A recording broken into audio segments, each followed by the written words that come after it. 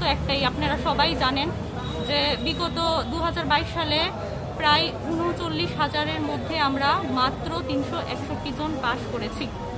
এটা মানে খুবই মানে বলতে গেলে এরকম কখনো হয়নি। হ্যাঁ, তো এত মডারেট কোশ্চেন করে আমাদের এত বাছাই করে নিয়োগ করা, বাছাই করে পাস করেছি, তো আমাদের এখনো নিয়োগ হচ্ছে না। হ্যাঁ, নিয়োগ হচ্ছে না। বলতে পারেন আপনারা যে নিয়োগ নাই হতে পারে, দেরি হতে পারে। হ্যাঁ, দেরি হতে পারে, কিন্তু যখন শিক্ষা ব্যবস্থা বা শিক্ষার হারটা সেই মতো থাকবে তখন নিয়োগ নাই হতে পারে তাড়াতাড়ি।